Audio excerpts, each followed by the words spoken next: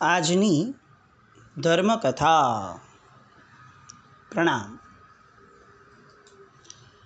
આપણી જનરલ માન્યતા એક એવી છે કે કોઈ વ્યક્તિ બહુ સમૃદ્ધ હોય અને પોતાની આગળ અઢળક સંપત્તિ હોય, એ સંપત્તિનો એ ત્યાગ કરે ને તો જ એ સાધુ ગણાય.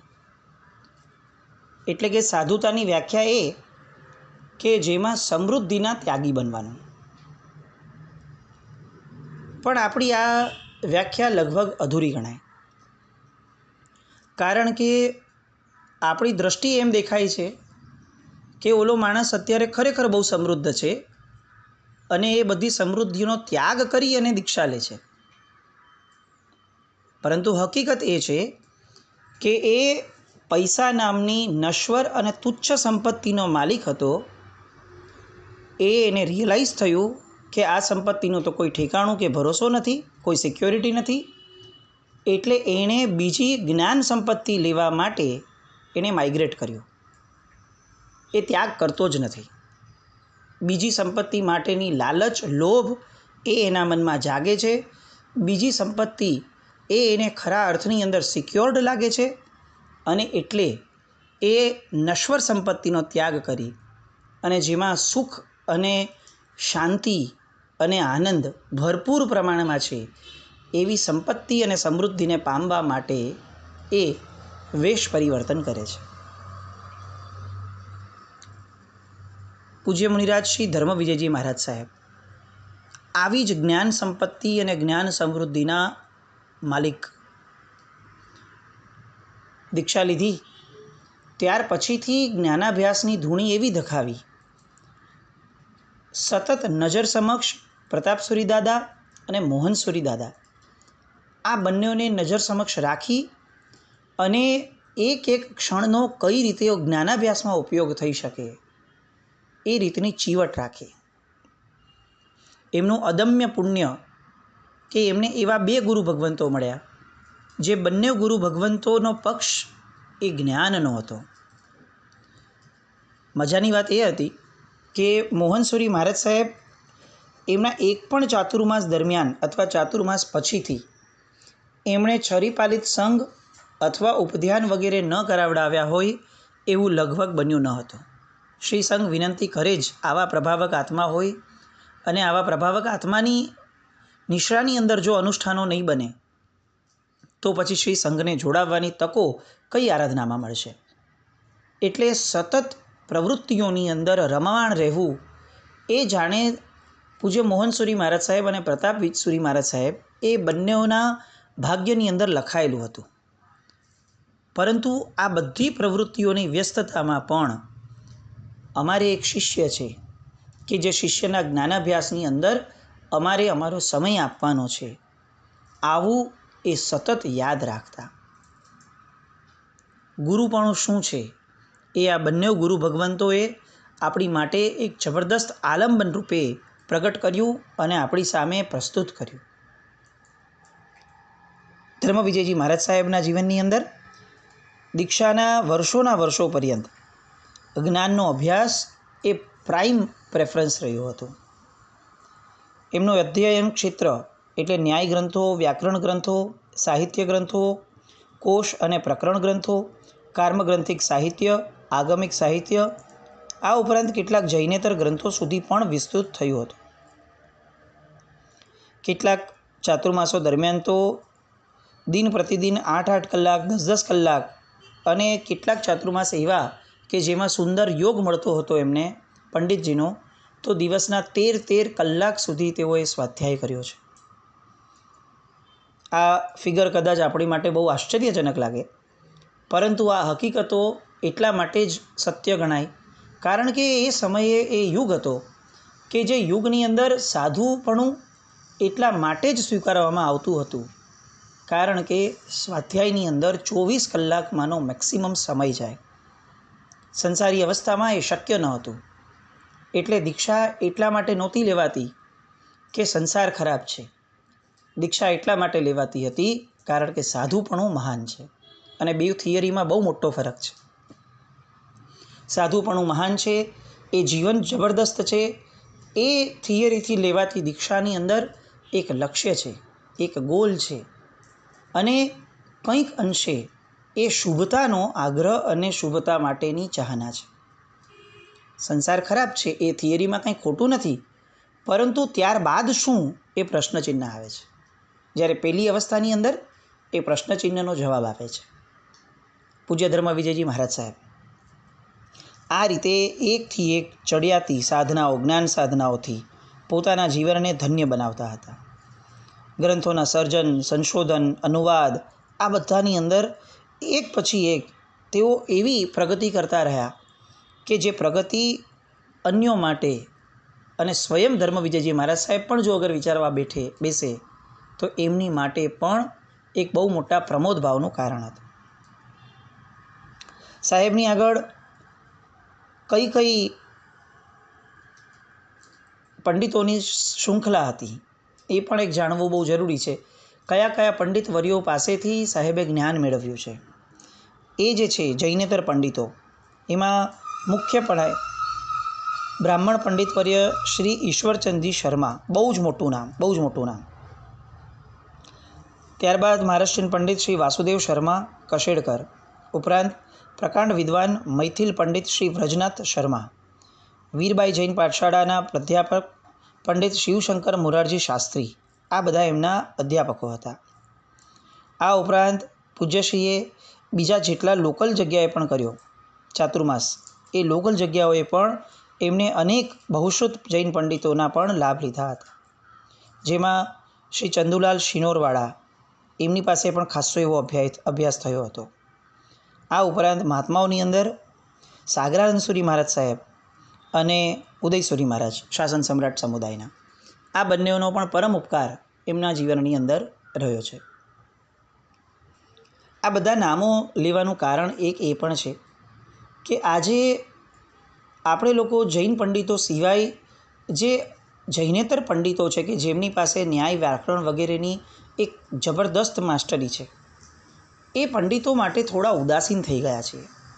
આપણે પ્રાચીન જેટલા પણ 100 વર્ષની આસપાસના ઉત્તમ પુરુષોને જોયા, આ બધાના જીવનની અંદર આ જૈનેતર પંડિતોના શિસ્તબદ્ધ ભણાવવાના જે એક અધ્યાપનનો જે એક એમનો પ્રકાર હતો, એ પ્રકારનો બહુ મહત્ત્વનો ફાળો એમની પ્રગતિમાં હતો. આજે આપણા પંડિતો બહુ જ સારા છે, પણ ન્યાય વ્યાકરણની હારે જે આ બ્રાહ્મણ પંડિતોનો સંબંધ છે, એવા પંડિતો માટે કેટલીક વાર સંઘોની અંદર પણ આમ નબળી વિચારણા પણ થઈ જાય કે જૈનોમાં આટલા સારા પંડિતો છે તો આપણે જૈનોતરોમાં કેમ જવું. આવી સંકુચિતતા અને આ ગ્રંથિ એ આપણી જીન શાસનની ધારામાં ક્યારેય ઉપસ્થિત નહોતી થતી. સાધુઓ કેવા હોય, એ તો ઉલટાકના તમામ દર્શનોના અભ્યાસી હોય. એને જ્યાં સુધી અન્ય દર્શનોનો અભ્યાસ ન થાય ત્યાં સુધી તો હજી એનું ભણતર સાવ અધૂરું લાગે. અને અન્ય દર્શનોનો પ્રકાંડ અભ્યાસ તો અન્ય દર્શનોના પંડિતજીઓ જ કરાવી શકે. તો આપણે પણ આ જ્ઞાનાભ્યાસની બાબતમાં સાધુ ભગવંતોની આગળ જવું જોઈએ, એમને સતત પૂછવું જોઈએ, નવા મહારાજ, નાના મહારાજ અથવા ભણતા એવા મહાત્માઓ, આ બધા માટે પંડિતોની જરૂર છે. પછી એ પંડિત 2 લાખ રૂપિયા અને 5 લાખ રૂપિયા માંગે ઓવરઓલ, ત્યારે એવું ન લાગવું જોઈએ કે આ આટલા બધા હોતા હશે. આપણી અન્ય ખર્ચાઓની યાદી જ્યારે જોવા બેસીએ તો એમ લાગે કે જ્ઞાનથી જ પરમાત્માનું શાસન ટક્યું છે અને જ્ઞાન માટે આપણો ખર્ચ કેટલો અને અન્ય તત્વો માટે આપણે ખર્ચ કેટલો. એટલે ખાસ આ વસ્તુ આ બધા મહાત્માઓના ચરિત્રમાંથી આપણને શીખવા મળે છે કે જૈનેતર પંડિતોનો બહુ મોટો ફાળો આ બધાના જીવનમાં હતો. પૂજ્ય ધર્મ વિજયજી મહારાજ સાહેબના ગ્રંથો પૈકી કેટલાકની વિષયવાર ઝલક નામો પણ આપણે સાંભળીએ. અત્યંત બહુમાન આપણને પ્રગટે એવા સુંદર મજાના શાસ્ત્ર ગ્રંથોના નામો કે જે નામ પણ કદાચ જીવનમાં આપણા કાનમાં ક્યારેય અથડાશે કે નહીં એ પ્રશ્ન છે. વ્યાકરણના વિષયમાં લઘુ કૌમુદી, સિદ્ધાંત કૌમુદી, પ્રૌઢ મનોરમા, શબ્દેન્દુ શેખર, પરિભાષેન્દુ શેખર, વાક્યપદીય, પાતંજલ મહાભાષ્ય આદિ વ્યાકરણ ગ્રંથો એ પૂજ્ય ધર્મ વિજયજી મહારાજ સાહેબના અભ્યાસના આ ભાજન બન્યા હતા. ન્યાયના વિષયની અંદર તર્ક સંગ્રહ, ન્યાય સિદ્ધાંત મુક્તાવલી, પંચલક્ષણી, સિદ્ધાંત લક્ષણ, એની વિવિધ ટીકાઓ, ષડદર્શન સમુચ્ચય, જૈન તર્ક ભાષા, પ્રમાણનય તત્વાવલોક, ન્યાયાવતાર, સ્યાદવાદ મંજરી અને એની ટીકાઓ, આવા અનેક ગ્રંથો ધર્મવિજયજી મહારાજ સાહેબે એમના દીક્ષા જીવનના એક દશકાની અંદર આ બધા ગ્રંથોને સિદ્ધ કર્યા હતા. સાહિત્યના વિષયની અંદર પંચતંત્ર, રઘુવંશ, કિરાતાર્જુનીય, માઘ, નૈષધ, કાદંબરી, ભટ્ટિકાવ્ય, ત્રિષષ્ટિ શલાકા પુરુષચરિત્ર, તિલક મંજરી આદિ લક્ષ્ય ગ્રંથો અને સાહિત્ય દર્પણ, કાવ્યાનુશાસન, અલંકાર ચૂડામણી, વિવેક કાવ્યપ્રકાશ આદિ લક્ષણ ગ્રંથો, એ બધા ગ્રંથોનો અભ્યાસ એ ધર્મવિજયજી મહારાજ સાહેબે પોતાના જીવનની અંદર અત્યંત કાળજી અને ચીવટપૂર્વક ધારી અને કર્યો હતો. આ ઉપરાંત પ્રકરણો, કર્મ સાહિત્ય અને આગમના વિષયની અંદર બૃહદ સંગ્રહણી, ક્ષેત્ર સમાસ, યોગશાસ્ત્ર, અષ્ટક પ્રકરણ, ષોડશક, પંચાશક, લોકપ્રકાશ, જ્ઞાનસાર, વૈરાગ્ય કલ્પલતા, ઉપમિતિ ભવ પ્રપંચ કથા, અધ્યાત્મસાર, અધ્યાત્મ ઉપનિષદ, કર્મગ્રંથો, કર્મ પ્રકૃતિ, પંચસગ્રહ વગેરે તમામ આગમોવાળા જે ગ્રંથો છે એ બધાનો સટીક અને લોહી પાણી એક કરવા જેવો અપ્રતિમ પુરુષાર્થ આ ધર્મવિજયજી મહારાજ સાહેબની જ્ઞાન સમૃદ્ધિ હતી. આપણે જ્યારે કોઈકની સમૃદ્ધિ બોલતા હોઈએ તો બહુ તો કેટલું બોલી શકીએ. એની આગળ 5 ફ્લેટ છે, એની પાછળ 5 ગાડીઓ છે, એની પાછળ આ છે, એની પાસે આ છે, બહુ તો 8-10 વસ્તુઓમાં સીમિત થઈ જઈએ. જ્યારે સાહેબની જ્ઞાન સમૃદ્ધિ બોલતા જઈએ તો આપણને એવું લાગે કે આપણું જાણે મોઢું ભરાઈ આવ્યું છે અને છતાં પણ છેલ્લે વગેરે બોલવું પડે. આ સમૃદ્ધ વ્યક્તિના લક્ષણો છે અને આ સમૃદ્ધિ એ જ માનવ જીવનનો ખરેખર સાર છે. સાહેબના જીવનની જ્ઞાન સમૃદ્ધિના કેટલાક પ્રસંગો પણ બહુ સરસ છે. એ આપણી માટે ગાઢ પ્રેરણા તો છે જ, પરંતુ એમની જ્ઞાન સાધનાનો કેવો એમનામાં તલસાટ હતો એની પણ એક જાણે ઝાંખી આપણને આપે છે. પૂજ્ય શ્રી સાગરાનંદ સુરી મહારાજ સાહેબની સાથે રાજનગરમાં ચાતુર્માસમાં હતા. સાગરાનંદ સુરી મહારાજ સાહેબ અલગ, પણ રાજનગરની અંદર ચાતુર્માસ. એ સમયે પ્રથમ મુનિ સંમેલનનો એ ગાળો હતો. એટલે સાગરાનંદ સુરી મહારાજ સાહેબ અત્યંત વ્યસ્ત રહેતા. સાહેબ પોતે પાંજરાપોળ ઉપાશ્રયમાં બિરાજમાન હતા અને ધર્મવિજયજી મહારાજ સાહેબ જે છે એ લોકો મોહનસુરી મહારાજ સાહેબની સાથે જૈન મર્ચન્ટ સોસાયટીમાં બિરાજમાન હતા. સાગરાનંદ સુરી મહારાજ સાહેબ રાજનગરમાં છે, આવી સમજણ આવતા ધર્મવિજયજી મહારાજ સાહેબની લોભ વૃત્તિ એણે ઉછાળો માર્યો કે સાહેબ અહીંયા હોય અને એમની પાસે અધ્યયન કરવાની તક મને મળી જતી હોય તો એનાથી વધુ રૂપાળું શું. અને એમણે મોહનસુરી મહારાજ સાહેબની અનુજ્ઞા માંગી કે સાહેબ મને સાગરાનંદ સુરી મહારાજ સાહેબ પાસે ભણવા જવું છે. એ સમયે આવા બધા કોઈ વાડાઓના બહુ મોટા તકલીફોવાળા સમયગાળાનો એ હતું નહીં. મોહનસુરી મહારાજ સાહેબ એટલે આમ પણ સર્વમાન્ય વ્યક્તિત્વ. સાગરાનંદ સુરી મહારાજ સાહેબ એટલે તો જાણે આમ એક એવું નામ કે જે નામ અજાત શત્રુ ગણાય. એટલે મહાત્માએ તરત હા પાડી કે કોઈ પ્રશ્ન જ નથી. જ્ઞાન માટે સાગરાનંદ સુરી મહારાજ સાહેબ એ સમયે પણ અને આજે પણ આગમ ગ્રંથોના અભ્યાસ માટે એક એવી બ્રાન્ડ હતા કે જે બ્રાન્ડની તોલે નજીકમાં પણ કદાચ કોઈ મહાપુરુષોનું પદાર્પણ થવું એ પણ મુશ્કેલ લાગતું. આગમ વાચના કોની? તો કે સાગરાનંદ સુરી મહારાજ સાહેબની. એટલે એમને આગમોદ્ધારક પણ કહેવાયા. હવે જૈન મર્ચન્ટથી પાંજરાપોળ એ લગભગ 3 માઇલ જેટલું ડિસ્ટન્સ. એમણે નક્કી તો કર્યું કે મારે જવું છે, પણ વૈશાખ મહિનો હતો. રાજનગરમાં વૈશાખ મહિનો કેવો હોય એ આપણે સૌએ કદાચ અનુભવ્યું હશે.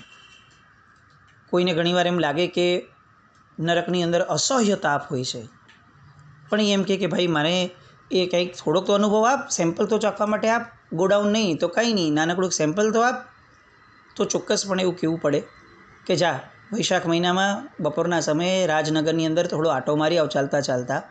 એ જ્યારે તડકો, એ જ્યારે લૂ આ બધું આવશે ત્યારે સમજાશે કે જો અહીંયા આ છે તો આનાથી અસંખ્ય ગુણી એ ગરમી, એ તાપ એ કેવું હશે નરકમાં.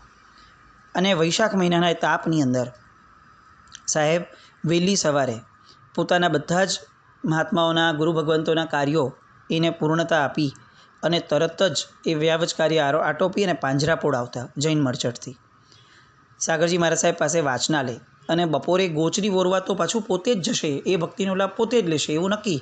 એટલે વાચના લઈને તરત ફરી પાછા જૈન મર્ચન્ટ જાય.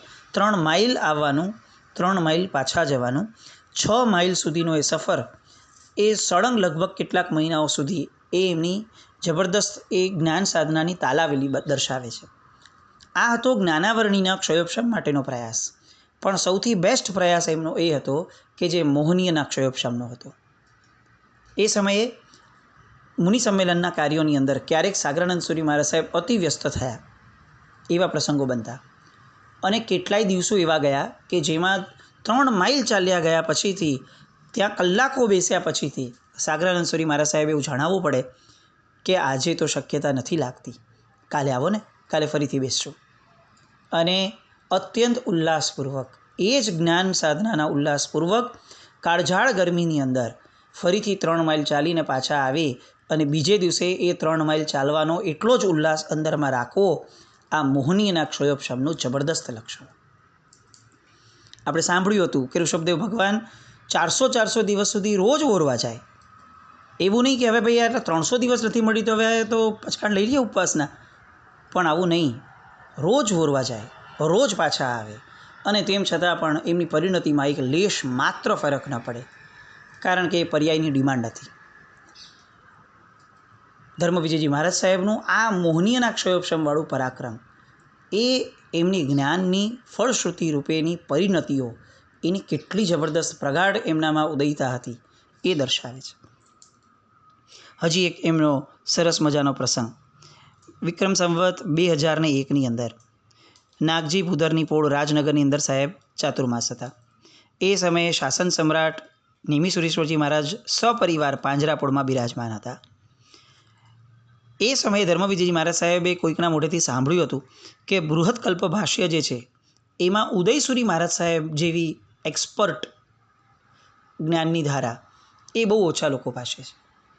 અને આ સદાકાળ જ્ઞાન માટે ભૂખ્યા હોય એવા વ્યક્તિત્વ ધરાવતા વ્યક્તિ હતા. તરત જ ગુરુ ભગવંત પાસે આજ્ઞા માંગી કે સાહેબ ત્યાં જાઓ. એટલે સાહેબે કીધું કે ભલે, બહુ સારું છે, જ્ઞાન માટે તો ક્યાંય પણ જાઓ. પણ ઉદયસુરી મહારાજ સાહેબ અને ધર્મસુરી મહારાજ સાહેબ આ બંને એ સમયે પોતાના પ્રવચન, વાચના, આરાધના આદિમાં વ્યસ્ત રહેતા. આ બહુ પાછળનો સમય છે. એટલે હવે પ્રતાપસુરી દાદાએ ઉદયસુરી મહારાજ સાહેબને પૂછ્યું કે સાહેબ તમને કયો સમય ફાવશે, તો એક કોમન સમય કાઢીએ. અને ઉદયસુરી મહારાજ સાહેબે સહજપણે કીધું કે મને સાંજનો સમય ફાવશે. એટલે પ્રતાપસુરી દાદાએ ધર્મવિજયજી મહારાજ સાહેબ, ધર્મસુરી મહારાજ સાહેબને જણાવ્યું કે એમને સાંજનો સમય અનુકૂળ રહે છે, શું કરવું છે. એટલે ધર્મસુરી મહારાજ સાહેબે તરત હા પાડી કે સાહેબ આનાથી શ્રેષ્ઠ શું, એમનો સંયોગ મળે છે એ જ બહુ મોટી વસ્તુ છે. અને સતત 4 મહિના સુધી તેઓ સાંજના સમયે ત્યાં ભણવા માટે ગયા. આ વાક્ય હું બોલું તો કદાચ એટલું મોટું ન લાગે, પણ સતત 4 મહિના સુધી એમણે સાંજની ગોચરીનો ત્યાગ કર્યો, અને એ પણ કોઈને કીધા વગર, ફક્ત ઉદયસુરી મહારાજ સાહેબના સાનિધ્યની અંદર ભણવા માટે. આ જે એમની સાધના હતી એ એમની જ્ઞાન પીપાસા દર્શાવે છે. એમનાથી કોઈ પણ પ્રકારે ક્યાંય પણ પંચમ કર્મગ્રંથ ભણતા હતા ત્યારની વાત છે કે એમના આ પંચમ કર્મગ્રંથના મગજને થકવી નાખે એવા આ પ્રયાસની અંદર ક્યાંય પણ એમના દ્વારા પ્રમાદ ન થઈ જાય, એ માટે, એ ઉત્સાહભંગ ન થઈ જાય એ માટે એમણે નિયમ સ્વીકાર્યો હતો કે પંચમ કર્મગ્રંથની ટીકા સંપૂર્ણ ન થાય ત્યાં સુધી દૂધનો ત્યાગ કરશે. અને આ જ સંકલ્પનો જાણે પ્રભાવ ગણાય કે કાળાંતરે પંચમ કર્મગ્રંથનો વિષય એ એમના જીવનમાં એમની વાંચના અને પ્રવચનોની અંદર અગ્રીમ હરોળમાં રહેતો. પંચમ કર્મગ્રંથનો અભ્યાસોપયોગી પ્રૌઢ વિવેચનાસભર ગ્રંથ એમણે સંશોધિત પણ કર્યો છે અને એમણે પ્રકાશિત પણ કર્યો છે. આમ સાહેબે જ્ઞાન સાધનાની અંદર એટલી બધી આગળ હરોળમાં હરણફાળ ભરી હતી કે આપણને ચોક્કસપણે એમની ઈર્ષ્યા કરવાનું મન થાય જ. સાહેબના ઉત્તરાધ્યયન સૂત્ર એની અંદર શિષ્ય અને વિદ્યાર્થીને 4 હિત શિક્ષા અપાયેલી કે જે એમણે પોતે પોતાની નોંધમાં પણ લખી હતી કે હું જ્યારે ઉત્તરાધ્યયન સૂત્રની વાંચના લેતો હતો ત્યારે એમાંથી મેં આ શીખ્યું હતું કે કોઈ પણ વિદ્યાર્થી હોય, વિદ્યાર્થી એટલે કોણ? જે ભણે છે એ નહીં, વિદ્યાર્થી એટલે એ તમામ વ્યક્તિઓ કે જે અધૂરા છે, કારણ કે દરેક અધૂરો વ્યક્તિ વિદ્યાર્થી તો છે જ, પછી એ જ્ઞાનના ક્ષેત્રમાં છે, સંસારના ક્ષેત્રમાં છે, વ્યવસાયના ક્ષેત્રમાં છે, કોઈ પણ ક્ષેત્રમાં છે, પણ એ વિદ્યાનો અર્થી હોવો જ જોઈએ. એ તમામ વિદ્યાર્થીઓ માટે 4 હિત શિક્ષા ઉત્તરાધ્યયન સૂત્રના માધ્યમે સાહેબે નોંધ લખી છે. નંબર 1, ગુરુજનોની સમક્ષ શાંત રહેવું, બોલ ન કરવું, કારણ વગર બળબડ ન કરવું, પ્રશ્નો પણ ન કરવા કારણ ન હોય તો, અને ટોપિક વગરની વાતો તો કદાચિત પણ ક્યારે પણ ન કરવી. નંબર 2, વાચાળતા ન દર્શાવી. સાહેબ મને આવડે છે, આ તો મને ખબર છે, હું પહેલાં ભણ્યો છું, આ તમે પહેલાં તો બોલ્યા હતા, આ વાર્તા તમે જે કહેવાના છો ને સાહેબ મને ખ્યાલમાં છે, એટલે આપણે બીજું ભણીએ સાહેબ, આ મને આવડે છે તો પછી શું કામ સમય વેસ્ટ કરવો. આવી બધી વાચાળતા એ વિદ્યાર્થીનું લક્ષણ નથી. નંબર 3, એમની પાસેથી સાર્થક વાતો શીખવી. આપણે મહાત્મા પાસે જઈએ, આપણો કેટલો સમય સાર્થક હોય છે એ પણ વિચારવું રહ્યું. આપણે પ્રવચન સાંભળવા જઈએ છીએ, કેટલો સાર્થક સમય આપણે આપીએ છીએ એ પણ વિચારવું રહ્યું. ગુરુ ભગવંતો એ પોતાનો સમય સાર્થક કરી લે છે પ્રવચન આપીને, પણ આપણે પ્રવચન ફક્ત સાંભળી અને છૂટા થઈ જઈએ એ સાર્થકતા છે? વિદ્યાર્થીનું લક્ષણ છે કે એ મહાત્માઓ કે મહાપુરુષો પાસેનો તમામ સમય સાર્થક કરવા માટે પ્રયત્નશીલ હોય. અને નંબર 4, આ સાર્થક કરવા માટે નિરર્થક બાબતોનો ત્યાગ કર્યો હોય. આ 4 લક્ષણયુક્ત વિદ્યાર્થીપણું એ પૂજ્ય ધર્મ વિજયજી મહારાજ સાહેબ પોતાની નોંધમાં લખી ગયેલા. આજે આપણને બહુ જ એપ્લિકેબલ લાગે. આપણા બાળકો સ્કૂલમાં હોય ને તો પણ આ 4 વસ્તુઓ સમજાવવા જેવી છે. આ 4 વસ્તુઓથી જ વિદ્યાર્થી શોભે છે. આવી અનેક વાતો પૂજ્ય ધર્મ વિજયજી મહારાજ સાહેબની, એમની અનેક સમૃદ્ધિઓ આવતીકાલે ફરીથી લઈએ. જીની આજ્ઞા વિરુદ્ધ કંઈ પણ બોલાયું હોય તો મિચ્છામિ દુક્કડમ. જૈનમ જયતિ શાસનમ.